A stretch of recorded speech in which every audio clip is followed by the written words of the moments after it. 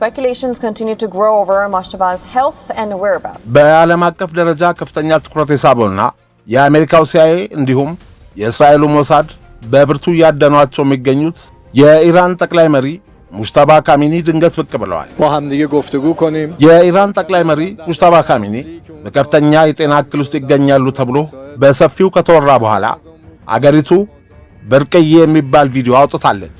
ኦፊሴላዊው የመህር ዜና ወኪል ያስተላለፈው ቪዲዮ ሙጅተባ ካሚኒ በሰዎች ተከበው ሲነጋገሩ የሚያሳይ ቢሆንም ቪዲዮው የትና መቼ እንደተቀረጸ እንዲሁም አብረዋቸው ያሉት ሰዎች እነማን እንደሆኑ በግልጽ አልተጠቀሰም። የዜና ወኪሉ ሁለት ባወጣው ዘገባ ሙጅተባ ከፕሬዝዳንትነታቸው 3ኛ ዓመት መጀመሪያ ላይ ከሚገኙት የኢራኑ ፕሬዝዳንት መስዑድ ፔዚሽኪያን ጋር መገናኘታቸውን ገልጸዋል። ውይይታቸውም አገሪቱ ከአሜሪካ ጋር ካለው ወታደራዊ ግጭት እንዲሁም ከውጭ አጋሮች ጋር ካለው የኢኮኖሚ ትስስር ጋር የተያያዘ መሆኑ ተመላክቷል። مجتبی خامنه‌ای رهبر سوم جمهوری اسلامی ሙጅተባ ካሚኒ የኢራን ጠቅላይ መሪ ሆነው የተመረጡት አባታቸው አሊ ካሚኒ የካቲት 28 በአሜሪካና በእስራኤል የጋራ የአየር ጥቃት ከተገደሉ በኋላ በመጋቢት መጀመሪያ ላይ ነበር። ከተመረጡበት ጊዜ አንስቶም በሕዝብ ፊት ፈጽሞ ታይተው አያውቁም። የኢራኑ ጠቅላይ መሪ ሙጅተባ ካሚኒ የት ይገኛሉ የሚለው ጥያቄ በዓለም ላይ ካሉ ሁለት ኃያላን የስለላ ድርጅቶች ማለትም የአሜሪካው CIA እና የእስራኤሉ ሞሳድ አእምሮ ውስጥ ሁልጊዜ የሚመላለስ ነው። ዩናይትድ ስቴትስና እስራኤል ሙጅተባን ለመያዝ ከፍተኛ ፍለጋ ላይ ናቸው። ከCIA እና ከሞሳድ የወጡ ሪፖርቶች እንደሚያሳዩት ድርጅቶቹ ሳተላይቶችን፣ ድሮኖችንና አርቲፊሻል ኢንተለጀንስን ጨምሮ በእጃቸው ያሉትን ሁሉንም ቴክኖሎጂዎች እየተጠቀሙ ይገኛሉ። ሆኖም ሙጅተባን ማግኘት እጅግ ከባድ ሆኗል። በእንግሊዙ ታይምስ ጋዜጣ ላይ የወጣ አዲስ ዘገባ እንደሚያሳየው ሙጅተባ ካሚኒ ከቴክኖሎጂው ዓለም ሙሉ በሙሉ ርቀዋል። ሞባይል ስልክም ሆነ ላፕቶፕ እንደማይጠቀሙም ይነገራል። መረጃዎችን የሚለዋወጡትና መልእክቶችን የሚያስተላልፉት በሰዎች ወይም በመልእክተኞች አማካይነት ብቻ ነው። መልእክቶች በአካል ከሰው ወደ ሰው የተቀባበሉ ይተላለፋሉ። የCIA እና የሞሳድ ባለሙያዎች የሙጅተባን የደህንነት አጥር ለመስበር ከወራት ጥረት በኋላ አሁን ወደ ቀደምት የስለላ ስልቶች መመለስ ጀምሯል ተብሏል። ሆኖም የስለላ ድርጅቶቹ ሰውየው የት እንዳሉ በትክክል የሚያውቁ አይመስሉም። ሙጅተባ ካሚኒ አባታቸው አሊ ካሚኒ ከተገደሉበት ከየካቲት 28 ወዲህ በሕዝብ ፊት ታይተው አያውቁም። የአሜሪካ ባለሥልጣናት እንዳሉት ሙጅተባ ከጥቃቱ ተርፈዋል። ነገር ግን ከባድ ጉዳት ደርሶባቸው ሊሆን ይችላል። ሙጅተባ የአባታቸው ህልፈት ከተሰማ በኋላ የኢራን ጠቅላይ መሪ ሆነው ቢሾሙም ከዚያን ጊዜ ጀምሮ ግን አንድም ቃል አልተነገረም። በቴሌቪዥን የቀረበ ንግግርም ሆነ የህዝብ ስብሰባ አላደረጉም። ሙጅተባ ከሐምሌ 4 እስከ 9 ድረስ ለብዙ ቀናት በተካሄደው የአባታቸው የቀብር ስነ ስርዓት ላይ እንኳን ሳይገኙ ቀርተዋል። CIA እና ሞሳድ የኢራንን አብዛኛዎቹን የኮሚኒኬሽን መረቦች ሰንጥቀው ገብተዋል። የታይምስ ዘገባ እንደሚያሳየው ሞሳድና CIA በቴህራን ያሉ የትራፊክ ካሜራዎችን መቆጣጠር ይችላሉ። ሳተላይቶች የተሽከርካሪዎችን እንቅስቃሴ ያለማቋረጥ ይከታተላሉ። የኢራናውያን ባለሥልጣናት እንቅስቃሴም በቁጥጥር ስር ውሏል። በኢራን ውስጥ ያሉ የኢንተርኔት ማማዎች ተጠልፈዋል። እንዲሁም ሞባይል ስልኮችም እየተሰለሉ ነው። ያም ቢሆን የሙጅተባን ፍንጭ ማግኘት አልተቻለም። ሙጅተባ ከ150 ቀናት በላይ ማናቸውንም የኤሌክትሮኒክስ መሳሪያ ነክተው አያውቁምና ሙጅተባም ለመግባባት የሰዎችን እርዳታ መጠቀሙን ቀጥለዋል። ኦፊሴላዊ መግለጫዎቻቸው በመንግሥት ሚዲያዎች እየተነበቡ ይገኛሉ። ከእነዚህ ውስጥ በጣም የቅርብ ጊዜው ነሐሴ 3 ቀን የተላለፈ ሲሆን እስራኤል የዘር ማጥፋት ወንጀል ፈጽማለች ሲሉ ከሰዋል። He has been able to hold some productive meetings with the supreme leader. ዩናይትድ ስቴትስና እስራኤል የሙጅተባን የሰዎች ሰንሰለት መስበር ይፈልጋሉ። ታይምስ እንደዘገበው CIA እና ሞሳድ ቀላል ዕቅድ አላቸው። ይኸውም በሽልማት የሙጅተባን ሰዎች መደለል ነው። ወደ ሙጅተባ ካሚኒ ሊመራቸው የሚችል ማንኛውም ሰው ትልቅ ሽልማት ማግኘት ይችላል ተብሏል። ኢራንም ይህንን ታውቃለች። ነገር ግን አማራጮቿ ውስን ናቸው። ለአሁን ሙጅተባ ካሚኒ ጠቅላይ መሪና የኢራን ጦር አዛዥ ናቸው። በአብዮታዊ ዘብ ውስጥ ትልቅ ተጽዕኖ አላቸው። እንደ ኢራናዊ ባለሥልጣናት ገለጻ ሙጅተባ የውጭ ጉዳይ ፖሊሲንና የኒውክሌር ምኞቶችን በበላይነት ይመራሉ። አሜሪካና እስራኤል ወደ እርሳቸው ለመድረስ የሚጣደፉትም ለዚሁ ነው። እውነታው ግን ቴክኖሎጂ ሊጠፋ ወይም ሊዘጋ ይችላል፣ ሰብአዊ ፍጡራን ግን አይደሉም። ስለዚህ ሲአይኤና ሞሳድ በዚህ ከፍተኛ ውጥረት የተሞላበት የድመትና አይጥ ጨዋታ የስለላ መረባቸውን ሲዘረጉ ሙጅተባ ካሚኒ ሁልጊዜ ጀርባቸውን እየተመለከቱና ሁሉንም ሰው በጥርጣሬ ማየታቸውን ቀጥለዋል። እንደ ኢራን የመንግሥት ሚዲያዎች መግለጫ ከሆነም የኢራኑ ፕሬዝዳንት መስዑድ ፔዚሽኪያን በፕሬዝዳንትነታቸው 3ኛ ዓመት መጀመሪያ ላይ ከታላቁ መሪ ሙጅተባ ካሚኒ ጋር በሐምሌ ወር መጨረሻ ላይ ተገናኝተዋል። ሐምሌ 21 ቀን ፕሬዝዳንቱ ከታላቁ መሪ ጋር ያላቸው ግንኙነት ዕለት ከዕለት እየጨመረ መምጣቱን ገልጸው ነበር። ነገር ግን በነሐሴ ወር መጀመሪያ ላይ ከካሚኒ ጋር መነጋገር በጣም አስቸጋሪ መሆኑን ተናግረዋል። በመንግሥት ሚዲያዊ ዘገባ መሠረት በሐምሌ ወር መጨረሻ የደረገው ይህ ስብሰባ ወታደራዊ ጉዳዮችንና ኢኮኖሚን ያካተተ ነበር። ከዚህም በተጨማሪ ሀብትን ማሰባሰብ፣ የውጭ ምንዛሪና የኢነርጂ አጠቃቀምን መቆጣጠር እንዲሁም ከውጭ አጋሮች ጋር ያላቸውን የኢኮኖሚ ትስስር የመሳሰሉ ጉዳዮች መዳሰሳቸው ተገልጿል። ከዚህ ቀደም በግንቦት ወርም ሙጅተባ ካሚኒ ታላቁ መሪ ከሆኑበት ጊዜ አንስቶ በመንግሥት ሚዲያዎች ይፋ የሆነው የመጀመሪያው የሁለቱ መሪዎች የሰዓታት ውይይት መደረጉ መዘገቡ ይታወሳል። የካሚኒ አባትና ቀዳሚ የነበሩት አሊ ካሚኒ በየካቲት 28 በተፈጸመ ጥቃት መገደላቸው የሚታወስ ሲሆን በወቅቱ በደረሰባቸው ጥቃት ሙጅተባ ካሚኒም ጽኑ ጉዳት ደርሶባቸው እንደነበር ተዘግበዋል። የባሲት ድርጅት ምክትል ኃላፊ እሁድ ዕለት እንዳስታወቁት ካሚኒ በሕዝብ መካከልና በጎዳናዎች ላይ እንዲሁም ከታጣቂ ኃይሎች አዛዦች ጋር በስብሰባ ላይ መሆናቸውን የሚያሳዩ ቪዲዮዎችና ሌሎች ማስረጃዎች ወደፊት ይፋ ይሆናሉ። ይህ በእንዲህ እንዳለ ቴህራን ውስጥም ከበድ ያለ ሹምሽር እየተካሄደ መሆኑ ተሰምቷል። እንደ ዘገባዎቹ ከሆነ ኢራን የአገሪቱን ከፍተኛ የብሔራዊ ጸጥታ ምክር ቤት ጸሐፊ በመቀየር በምትኩ ነባሩን የጦር አዛዥ ሹመት ሰጥታለች።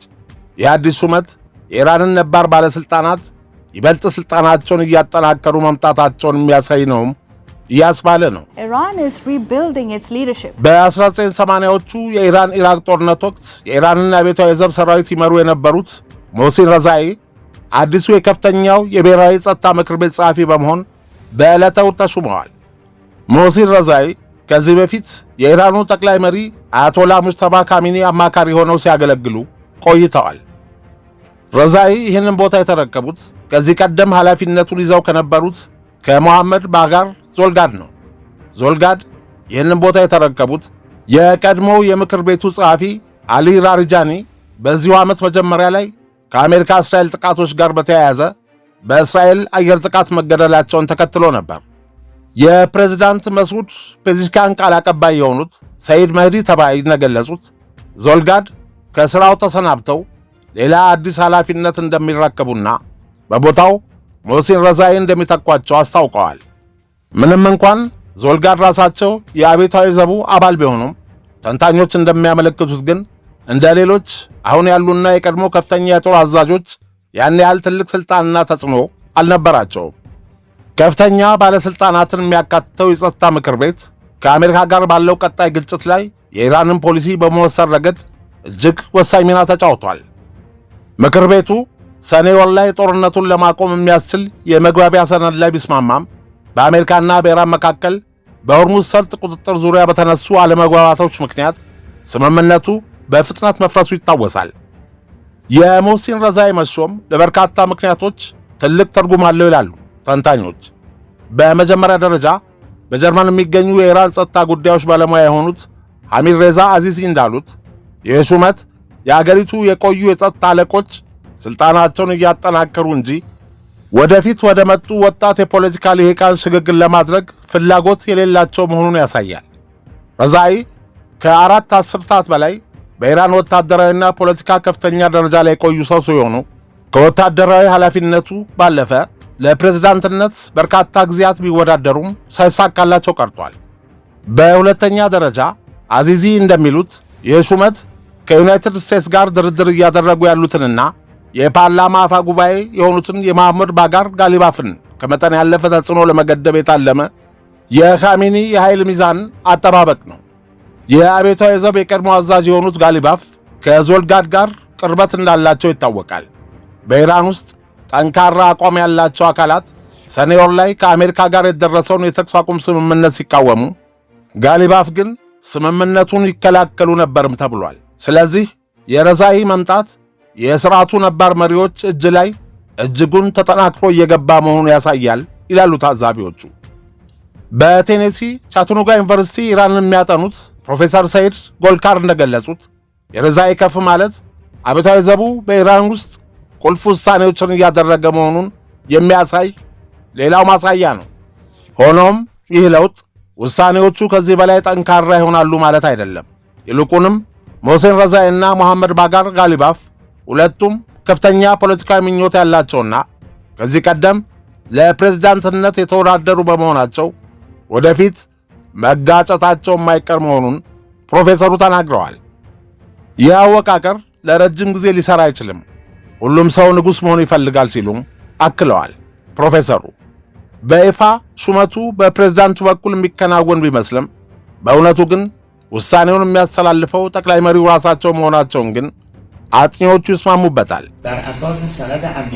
ባለፈው ሳምንት በማኅበራዊ ሚዲያዎች በሰፊው በተሰራጨ የቪዲዮ አስተያየት ላይ ከአያቶላ ካሚኒ ጋር በዝምድና የተሳሰሩትና ጠንካራ ሃይማኖታዊ አቋም ያላቸው ክሌሪክ ሙሐመድ ባጋር ካራዚ ይህንን ሹመት አስቀድሞ በመገመት የኢራኑን ፕሬዝዳንት ፔዚሽኪያንን ለመቆጣጠር የተደረገ ጥረት አድርገው አቅርበውታል። ፕሬዝዳንት ፔዚሽኪያንና የውጭ ጉዳይ ሚኒስትራቸው አባስ አራግቺ ከአሜሪካ ጋር ዲፕሎማሲያዊ ግንኙነት ለመፍጠር በሚያደርጉት ጥረት በአገሪቱ ጠንካራ አቋም ባላቸው አካላት ከፍተኛ ውግዘት ደርሶባቸዋል። በካራዚ አባባል መሠረት ፔዚሽኪያን የራሳቸውን ፍላጎት ለማሳካት በተደጋጋሚ ከፕሬዝዳንትነት ይለቃለሁ በማለት እንደሚያስፈራሩና ጠቅላይ መሪው አያቶላ ካሚኒ በዚህ ድርጊታቸው መማረራቸውንና የሚቀጥለውን እንዲህ አይነት ጥያቄ እንደሚቀበሉት አስጠንቅቀዋል። ፕሬዝዳንቱን ይበልጥ ለመገደብ ሲባልም ጠቅላይ መሪው የጸጥታ ምክር ቤቱን ለመለወጥ እየሰሩ እንደነበርና ዞልጋድን በማስወገድ በምትኩ ሞሴን ረዛኢን ለማስገባት ማቀዳቸውን ካራዚ ይናገራሉ። በተጨማሪም ጠቅላይ መሪው ለአራግቺ በማንኛውም ሁኔታ በድርድር ውስጥ የመግባት መብት የለህም ማለታቸውን ገልጿል። የቴህራን ሰዎች እንዲህ ባለው ውስጣዊ ትግል ውስጥ ሳሉም ዶናልድ ትራምፕ የኢራንን የኑክሌር ጉዳይ ወደ ኋላ ማለታቸው ተሰምቷል። ከአንድ ሳምንት በፊት ፕሬዝዳንት ዶናልድ ትራምፕ ወደ ትላልቅ ወታደራዊ ጥቃቶች ለመመለስ አፋፍ ላይ ደርሰው ነበር። ነገር ግን ሁኔታው ተቀይሯል።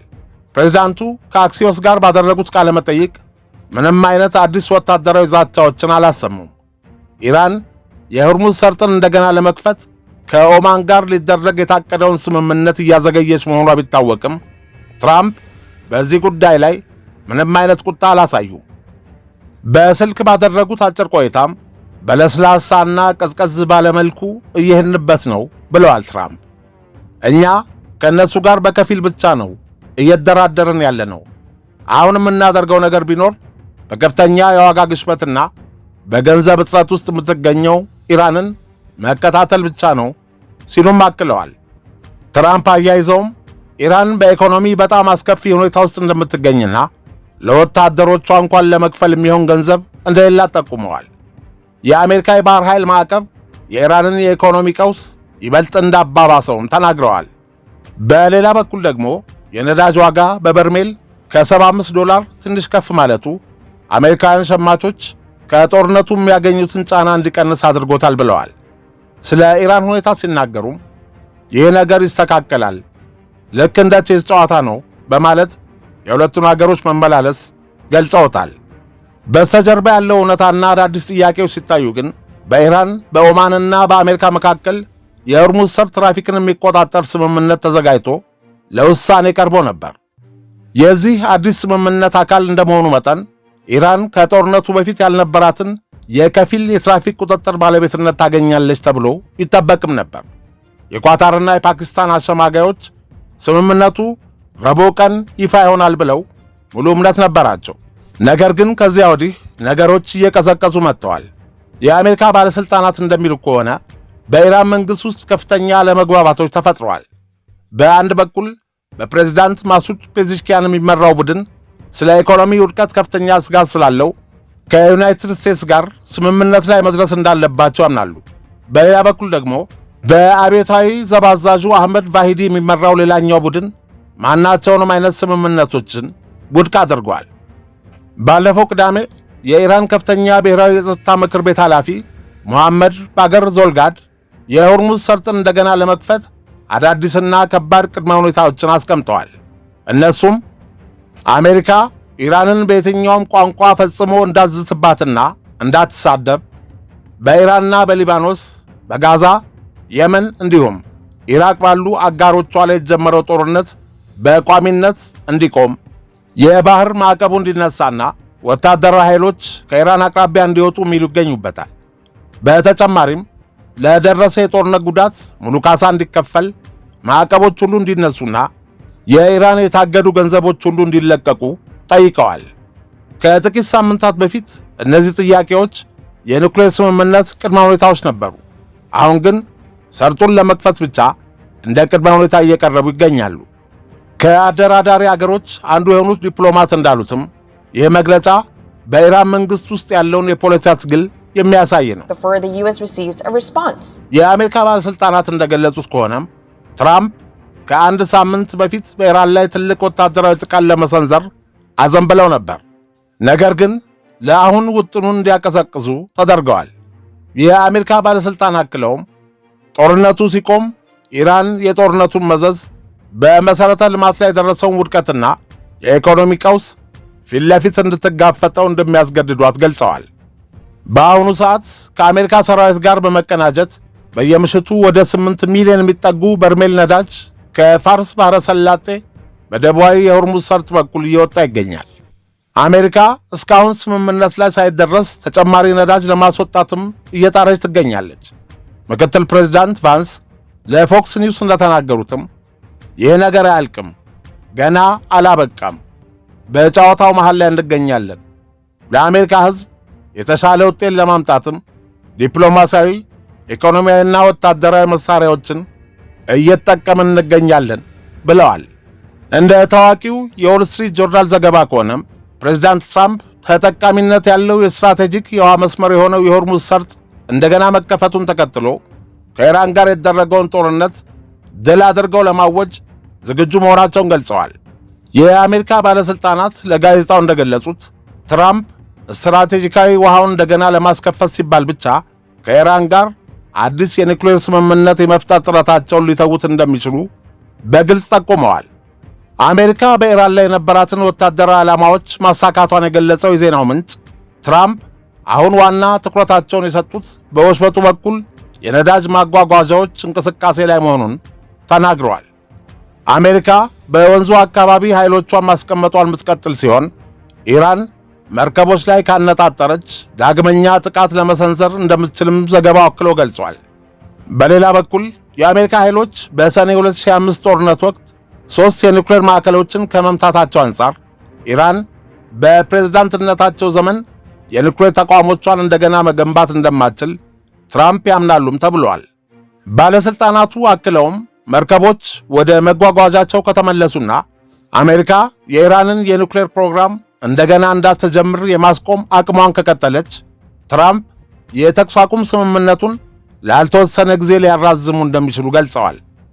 የኢራን አስቸኳይ ምክር ቤት ኃላፊ አያቶላ አሞሊ ላሪጃኒ እንዳሉት አገራቸው በሆርሙዝ ሰርጥ ያላትን አቋም በማንኛውም ዋጋ እንደምትከላከል አስታውቀዋል። ይህም ኢራን ጠላቶቿ አገሪቱን ለመክበብ የሚያደርጉትን ጥረት ቢገጥሟትም በስትራቴጂካዊው የውሃ መስመር ላይ ሉዓላዊነቷን እንደምትጠብቅ ያሳያል ተብሏል።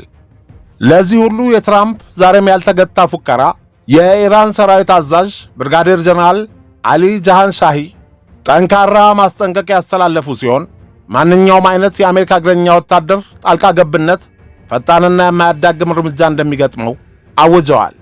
ማንኛውንም ሊኖር የሚችል ወረራ አስመልክቶ ማስጠንቀቂያ የሰጡት ጃሃን ሻሂ ማንኛውም የአሜሪካ ወታደር በኢራን መሬት ላይ እግሩን ካሳረፈ እንቆርጠዋለን በማለት ተናግረዋል። በመንግሥት ሚዲያ ዘገባዎች መሠረት አዛዡ ቴህራን ስጋቶችን ለመቋቋም ያላትን ዝግጁነት አጉልተው ያሳዩ ሲሆን ለማንኛውም የጠላት እርምጃ ጥብቅና ቀጪ ምላሽ እንሰጣለን ብለዋል። በአገሪቱ ድንበሮች ዙሪያ ያለውን የወታደራዊ ዝግጁነት አቋም ሲዘረዝሩም የኢራን ሰራዊት፣ የመሬት ኃይል፣ ሙሉ የውጊያ ዝግጁነት ላይ እንደሚገኝ፣ የጠላትን እንቅስቃሴዎችና ስጋቶች ያለማቋረጥ እንደሚከታተል እንዲሁም የአገሪቱን ድንበሮች በጽናት እንደሚጠብቅ ጀነራሉ አጽንኦት ሰጥተዋል። በዲፕሎማሲው መስመር ያለው ሁኔታ ሲታይ ከሰራዊቱ አመራር ከሚወጡት እነዚህ ወታደራዊ ማስጠንቀቂያዎች ጎን ለጎን በቴህራንና በዋሽንግተን መካከል ያለው የዲፕሎማሲ ግንኙነት አሁንም ቀጥተኛ ባልሆነ መልኩ ብቻ እንደቀጠለ ነው። የኢራን የውጭ ጉዳይ ሚኒስትር ሰይድ አባስ አራግቺም በአሁኑ ሰዓት ከዩናይትድ ስቴትስ ጋር ቀጥተኛ ድርድር እያደረግን አይደለም፣ የመልእክቶች ልውውጥ የሚከናወነው በአማላጆች በኩል ነው ብለዋል። የውጭ ጉዳይ ሚኒስትሩ የእነዚህን ቀጥተኛ ያልሆኑ ግንኙነቶች ወሰን አስፍተው ሲያስረዱ በርካታ አገሮች ዳግም ውይይት እንዲጀመር ሁኔታዎችን ለማመቻቸት እየሰሩ ቢሆንም ዋሽንግተን ከዚህ ቀደም የፈጸመቻቸውን የሁለትዮሽ ስምምነት ጥሰቶች እስካላረመች ድረስ ቴህራን ወደ ቀጥተኛ ውይይት እንደማትመለስ ገልጸዋል። አባስ አራግቺ አያይዘውም አንዳንድ አስታራቂ አገሮች ድርድሩ እንደገና እንዲጀመር መሠረት ለመጣል አሁንም ጥረት እያደረጉ ነው። በእኛ እይታ አሜሪካ የኢስላማባድን የመግባቢያ ሰነድ እስካላከበረችና የጣሰችውን እስካልከለሰች ድረስ ድርድሩ የመቀጠል ዕድል የለውም በማለት ተናግረዋል። አራግቺ ለጋዜጠኞች ሲናገሩ ከኦማን ጋር በሕጋዊ ሥርዓትና በሆርሙዝ ሰርጥ በኩል የተሻሻለ የትራፊክ መስመርን በተመለከተ የሚደረጉ ውይይቶች በመጠናቀቅ ላይ ይገኛሉ። ሆኖም የስትራቴጂክ የውሃ መስመሩ መከፈት ሙሉ በሙሉ በአሜሪካ የካሳ ክፍያ ላይ የተመሠረተ ነው ብለዋል። አራግቺ አክለውም ከኦማን ጋር በሆርሙዝ ሰርጥ የሕጋዊ ሥርዓትና አስተዳደር እንዲሁም በወሽመጡ በኩል የሚያልፈውን የትራፊክ መስመር በመወሰን ዙሪያ የሚደረጉ ውይይቶች በመካሄድ ላይ ናቸው። እኛም ከስምምነት ለመድረስ እጅግ ተቃርበናል። ነገር ግን የሆርሙዝ ሰርጥ መከፈት በሌሎች ሁኔታዎች ላይ የተመሠረተ ነው። ከእነዚህም መካከል አሜሪካ የኢስላማባድን የመግባቢያ ሰነድ በመጣሷ የምትከፍለው ካሳ ይገኝበታል ብለዋል። በጉዳዩ ላይ ዝርዝር ማብራሪያ የሰጡት የኢራን የውጭ ጉዳይ ሚኒስትር አባስ አራግቺ በወሽመጡ በኩል ከዚህ ቀደም ጥቅም ላይ ይውል የነበረው የትራፊክ መለያየት መርሃ ግብር ለቴህራን ተቀባይነት እንደሌለው ገልጸው ሰፊ ቴክኒካዊና ሕጋዊ ስምምነቶችን የሚያካትት አዲስ መስመር መዘርጋት እንደሚያስፈልግም አብራርተዋል። እነዚህ ከቴህራን የሚወጡ ጠንካራ አቋሞች ከዋሽንግተን ጎንዮሽ ከሚወጡ ግምገማዎች ጋር የሚጣጣሙም ናቸው። ስማቸው እንዲገለጽ ያልፈለጉ አንድ የአሜሪካ ባለሥልጣን ለሮይተርስ እንደተናገሩት በኢራንና በኦማን መካከል እየተደረጉ ባሉ ውይይቶች ላይ መሻሻሎች ታይተዋል። ይህ ሂደትም ስልታዊ የሆኑትን የሆርሙዝ ሰርጥ እንደገና እንዲከፈትና ለ5 ወራት በቆየው ግጭት የተቋረጠውን የነዳጅ ንግድ እንዲያገግም ሊያደርግ እንደሚችል ተገልጿል። ሮይተርስ ያነጋገራቸውና ስማቸው እንዳይገለጽ የጠየቁት የአሜሪካ ባለሥልጣን እንዳሉትም በኦማንና በኢራን መካከል በወሽመጡ ዙሪያ ላይ መሻሻል ታይቷል። እናም በቅርቡ ስምምነት ላይ እንደርሳለን ብለን እንጠብቃለን። የንግድ መርከብ እንቅስቃሴዎች ያለምንም እንቅፋት እንዲመላለሱ ስምምነቱ ይፋ ሲደረግ ዩናይትድ ስቴትስ የኢራን ወደቦችን ማዕቀብ ታነሳለች ማለታቸው ተዘግቧል። የአሜሪካና የኢራን ውጥረት ዛሬም ቀጥሎ በዓለም አቀፍ ደረጃ ከፍተኛ አሳሳቢ ምዕራፍ ላይ ይገኛል። የሲአይኤና ሞሳድ ጥብቅ ክትትልና የድብቅ አደን ኢላማ የሆኑት የኢራን ጠቅላይ መሪ ሙጅተባ ካሚኒ ከዲጂታል ዓለም ራቅ ብለው በሰዎች መልእክተኞች ብቻ መተዳደራቸው የሀገሪቱን የውስጥ ፖለቲካና የጸጥታ መዋቅር ይበልጥ ውስብስብ አድርጎታል። በሌላ በኩል ስልታዊውን የሆርሙዝ ሰርጥ እንደገና ለመክፈት የተደረጉት የዲፕሎማሲ ጥረቶች በቴህራን ጠንካራና ወዛጋቢ ቅድመ ሁኔታዎች ምክንያት ፈተና ገጥሟቸዋል። ፕሬዚዳንት ዶናልድ ትራምፕ ከግጭቱ በክብር ለመውጣትና ድል አድርጎ ለማወጅ ፍላጎት ቢኖራቸውም በኢራን በኩል የሚቀርቡት ግዙፍ የካሳና የማዕቀብ ይነሱ ጥያቄዎች እንዲሁም የውስጥ ፖለቲካ ግፊቶች ሁኔታውን ከትናንቱ የበለጠ ከባድ አድርገውታል። የዚህ የድመትና የጨዋታ ፍጻሜና የዲፕሎማሲው ሂደት መቋጫም ምን እንደሚሆን ዓለም በጉጉት የሚጠብቀው ሆኗል።